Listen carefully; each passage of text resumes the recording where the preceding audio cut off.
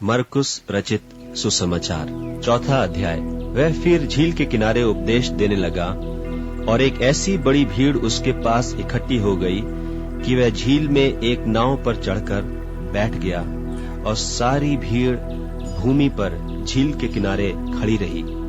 और वह उन्हें दृष्टांतों में बहुत सी बातें सिखाने लगा और अपने उपदेश में उनसे कहा, सुनो, एक बोने वाला बीज बोने के लिए निकला और बोते समय कुछ तो मार्ग के किनारे गिरा और पक्षियों ने आकर उसे चुग लिया, और कुछ पथरीली भूमि पर गिरा जहां उसको बहुत मिट्टी न मिली, और गहरी मिट्टी न मिलने के कारण जल्द उगाया। और जब सूर्य निकला तो जल गया और जड़ न पकड़ने के कारण सूख गया।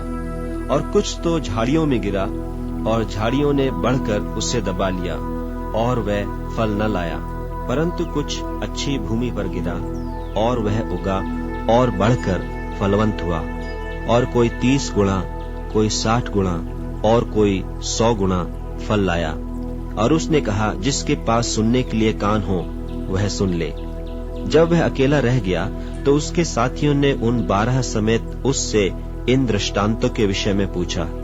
उसने उनसे कहा, तुमको तो परमेश्वर के राज्य के भेद की समझ दी गई है, परंतु बाहर वालों के लिए सब बातें दृष्टांतों में होती हैं, इसलिए कि वे देखते हुए देखें और उन्हें सुझाई न पड़े, और सुनते हुए सुने भी और न समझें, ऐसा न हो कि वे फिरें और क्षमा किए जाएं। फिर उसने उनसे कहा, क्या तुम यह दृष्टांत नहीं समझते? तो फिर और सब दृष्टांतों को क्यों कर समझोगे? बोने वाला वचन बोता है।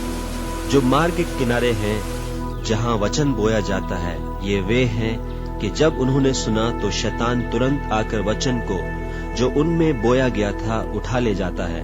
और वैसे ही जो पथरीली भूमि पर बोए जाते हैं, ये वे हैं कि जो वचन को सुनकर तुरंत आनंद से ग्रहण कर लेते हैं, परंतु अपने भीतर जड़ न रखने के कारण वे थोड़े ही दिनों के लिए रहते हैं। इसके बाद जब वचन के कारण उन पर क्लेश या उपद्रव होता है तो वे तुरंत ठोकर खाते हैं। और जो झाड़ियों में बोए गए, ये वे हैं जिन्होंने वचन सुना और संसार की चिंता और धन का धोखा और वस्तुओं का लोभ उनमें समाकर वचन को दबा देता है और वह निष्फल रह जाता है।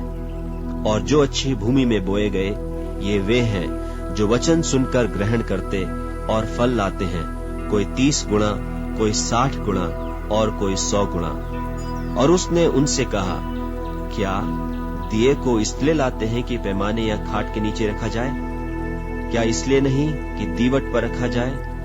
क्योंकि कोई वस्तु छिपी नहीं, परंतु इसलिए कि प्रकट हो जाए, और न कुछ गुप्त है पर इसलिए कि प्रकट हो जाए। यदि किसी के सुनने के कान हो तो सुन ले।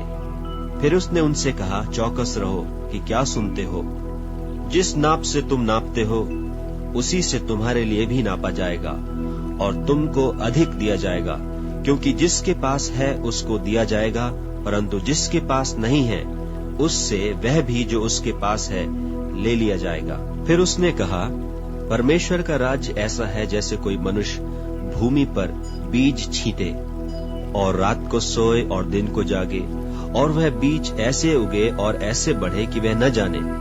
पृथ्वी आप से आप फल लाती है, पहले अंकुर, तब बाल, और तब बालों में तैयार दाना।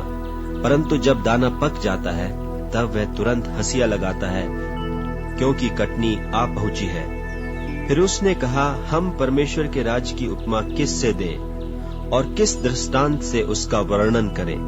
वह राई के दाने के समान है कि जब भूमि में बोया जाता है तो भूमि के सब बीजों से छोटा होता है, परंतु जब बोया गया तो उगकर सब साग पात से बड़ा हो जाता है, और उसकी ऐसी बड़ी डालियां निकलती हैं कि आकाश के पक्षी उसकी छाया में बसेरा कर सकते हैं। और वह उन्हें इस प्रकार के बहुत से दृष्टांत दे देकर उनकी समझ के अनुसार वचन सुनाता था, और बिना दृष्टांत कहे उनसे कुछ भी नहीं कहता था, परंतु एकांत में वह अपने निज चेलों को सब बातों का अर्थ बताता था। उसी दिन जब सांझ हुई तो उसने उनसे कहा, आओ हम पार चलें। और वे भीड़ को छोड़कर जैसा वह था वैसे ही उसे नाव पर साथ ले चले। और उसके साथ और भी नावें थीं। तब बड़ी आंधी आई और लहरें नाव पर यहां तक लगी कि वह अब पानी से भरी जाती थी, और वह आप पिछले भाग में गद्दी पर सो रहा था। तब उन्होंने उसे जगाकर उससे कहा, हे गुरु, क्या तुझे चिंता नहीं कि हम नाश हुए जाते हैं? तब उसने उठकर आंधी को डांटा और पानी से कहा, शांत रह, थम जा। और आंधी थम गई और बड़ा चैन हो गया। और उनसे कहा, तुम क्यों डरते हो? क्या तुम्हें अब तक विश्वास नहीं? और वे बहुत ही डर गए और आपस में बोले, यह कौन है कि आंधी और पानी भी उसकी आज्ञा मानते हैं?